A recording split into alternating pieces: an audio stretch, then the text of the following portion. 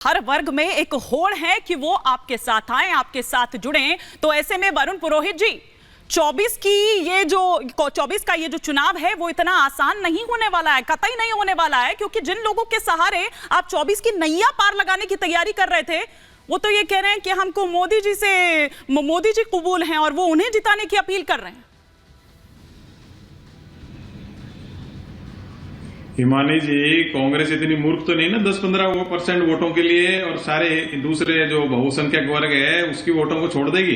इतनी पागल समझ रहे हो आप कांग्रेस को, मूर्ख समझ रहे हो। बीजेपी ऐसा क्रिएशन कर रही है। अब इन्होंने 370 पार 400 पार नारे तो लगा दी, जैसे बंगाल बिहार कर्नाटक में लगाते थे। अब इनकी समझ में आ रहा है कि क्या किया जाए। दक्षिण भारत में साफ हो चुके हैं, हिंदी पट्टी में भी इनको परेशानी आ रही है, न्याय यात्रा आ रही है, अखिलेश और सारे गठबंधन हो रहे हैं। तो ये पहले तो सोच रहे थे भाई इंडिया अलायंस टूट फूट हो जाए तो हम जीत जाए, उस आस में बोल रहे थे। अभी इस आस में कह रहे साहब मुसलमान भी हमको दे रहे, भाई हिंदू नहीं दे रहे क्या आपको?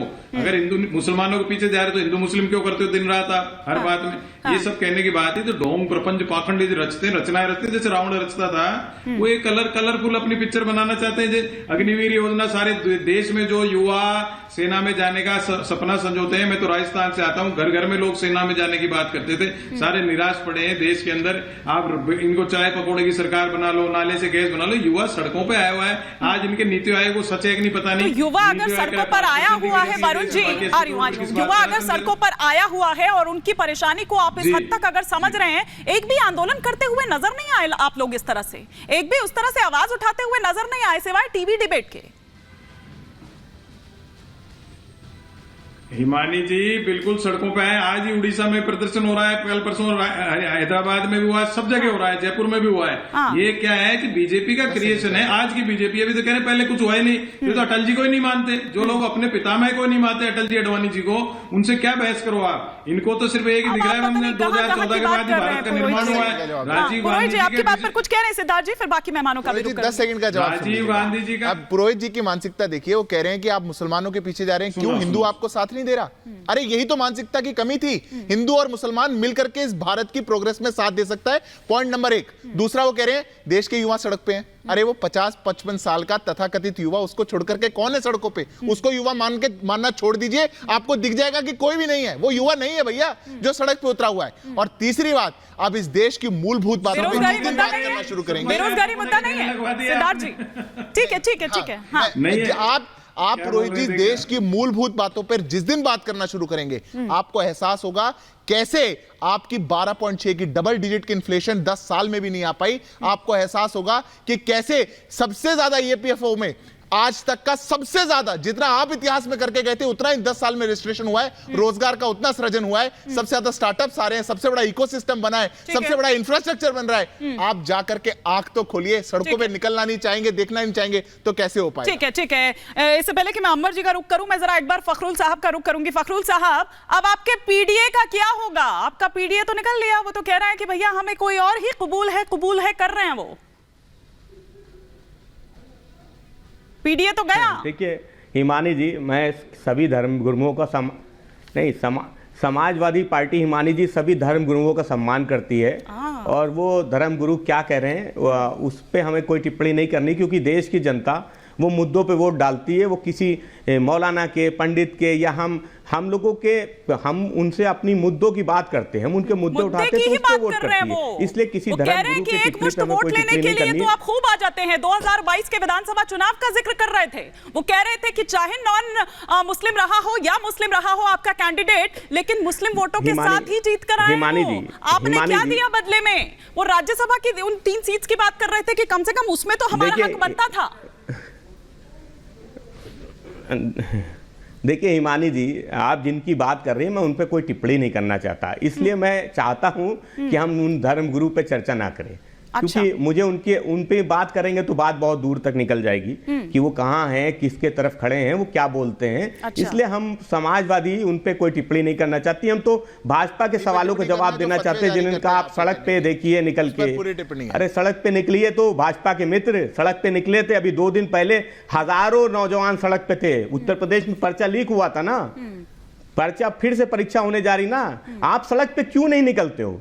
आप सड़क पे क्यों नहीं देख रहे हो कि बेरोजगार नौजवान पूरे देश में सड़क पे घूम रहा है? कौन सा चश्मा है आपका धर्म का जिससे आपको बेरोजगार नौजवान नजर नहीं आ रहा है? आपको महंगाई नजर नहीं आ रही है, आपको किसान नजर नहीं आ रहा है? सुन लीजिए, मैं बोल नहीं रहा था आपके बीच में, सुन लीजिए, आपको सड़क पे किसान नजर नहीं आ रहा है, आपको सड़क पे जवान नजर नहीं आ रहा है। कौन सा चश्मा है धर्म का जिस धर्म के चश्मे से आपको देश में बेरोजगारी नजर नहीं आती है, महंगाई नजर नहीं आती, किसानों की समस्या नजर नहीं आती, अग्निवीर नजर नहीं आते? आपका ये चश्मा धर्म को उतार के फेंक दीजिए। आपको धर्म के नाम पे ये जो आप मस्जिद और मजार जा रहे हैं, इससे आपको वोट मिलने वाला नहीं है। अच्छा, मुद्दों की बात कीजिए, सड़क पे निकलिए, नौजवान नजर आएगा, महंगाई से परेशान जनता नजर आएगी। हाँ, ठीक है, ठीक है। लेकिन अंबर जैदी जी, क्या ये मोदी जी का ही असर आप देख रही हैं कि अब खुलकर मुस्लिम जो कम्युनिटी है कई, वो चाहे बोहरा समुदाय की बात करूं, अहमदिया हो या फिर पसमानदा हो, वो पहले ही सपोर्ट कर चुके हैं, तो क्या ये लग रहा है, अब देखना होगा कि वोटों में कितना तब्दील ये होता है, लेकिन जिस तरह से कहा जा रहा है, अपील की जा रही है, वो लग रहा है कि वो उसी का असर है? देखिए हिमानी जी, 2014 में जब प्रधानमंत्री मोदी बनकर आए थे और उससे पहले जिस तरह की बातें और जिस तरह की अफवाहें मोदी जी को लेकर उड़ाई गई थी कि अब मोदी जी सत्ता में आ गए हैं तो सारे मुसलमानों के साथ पता नहीं कौन सा जुल्म हो जाएगा, वहां से लेकर यहाँ तक का सफर ये बहुत ज्यादा खूबसूरत है। और मुझे इस बात की बहुत खुशी है कि मुसलमान समाज में हमने जो बदलाव देखा है वो मुसलमान समाज की कोई बहुत बड़ी बात नहीं है, वो मोदी जी ने अपने कर्मों से कमाया है, जो सबके साथ सबके विश्वास और सबके प्रयास और सबकी बात की है, वो सब कुछ करके उन्होंने ये विश्वास को हासिल किया है। वोट बैंक के रूप में भी, वोट बैंक नहीं बल्कि वोट शेयर की बात करें तो धीरे धीरे जो भी जहां पर भी मुसलमान लोग हैं, खासतौर से यूपी की बात करें तो मुस्लिम वोट शेयर लगातार बढ़ रहा है। हम जो भी केंद्र सरकार की नीतियां हैं उसकी बात करें या खासतौर से जो अल्पसंख्यकों के लिए नीतियां हैं, या सबसे बड़ी बात जो मुस्लिम समाज के लिए महिलाओं का जो 3 तलाक का मुद्दा था, मेरे पास हर रोज देश ही नहीं बल्कि दुनिया में भी कहीं और किसी महिला के रिश्तेदार होते हैं तो वो मुझे ढूंढ के कॉल करते हैं कि हमारी बहन के भतीजी के साथ ये हो गया, आप हमारी मदद कर दीजिए। इससे पहले महिलाओं के लिए कोई मदद करने वाला, उनकी सुनवाई कानूनी दायरे में वो आती ही नहीं थी, तो जो कानूनी संरक्षण इस देश की महिलाओं को मिला है ट्रिपल तलाक के बाद कानून बनकर, और उम्मीद करते हैं कि यूनिफॉर्म सिविल कोड भी आता है तो मुस्लिम महिलाओं को और जो समान अधिकार को लेकर सवाल उठते हैं वो भी होगा। लेकिन सवाल यही है, इससे पहले जो यहाँ पे सपा के भाई साहब बोल रहे थे कि ये मजार की बात करें, भाई साहब मजार की और इफ्तार की राजनीति आप करते थे, मोदी जी ने आपकी मजार और इफ्तार की राजनीति पर प्रहार किया है। और आज सही माने में लोकतंत्र का मतलब यही होता है कि देशवासी अपनी मर्जी से कैंडिडेट का प्रोफाइल और उसका काम देखकर उसको वोट करें, और ये बदलाव की राजनीति और बदलाव हमारे देश में नजर आ रहा है, ये बहुत अच्छी बात है। ठीक है, ठीक है। लेकिन रिजवी साहब मुस्कुरा रहे थे, हंस रहे थे जब आप इन तमाम चीजों को गिनवा रहे थे, क्यों रिजवी साहब, क्या आपको एतराज है कोई? नहीं, मुझे लग रहा है कि ये लोग देख ही नहीं पा रहे हैं। 2014 के बाद से आप अब तक ये पोजीशन आ गई कि आज मोदी कैबिनेट में एक भी मुस्लिम नहीं बचा है, एक भी मुस्लिम नहीं है। लोकसभा में जितनी सीटें हैं एक भी बीजेपी की मुस्लिम नहीं है। इसके अलावा मैं आपको बताऊं, जो फरोग उर्दू NCPUL जो है उसके आप देख लीजिए कि उसकी 2-3 साल से बिल्कुल वो ठप पड़ा एक तरीके से। और आ जाइए माइनॉरिटी एजुकेशन कमीशन जो सेंटर का है वो उसका चेयरमैन आज तक नहीं बन पाया।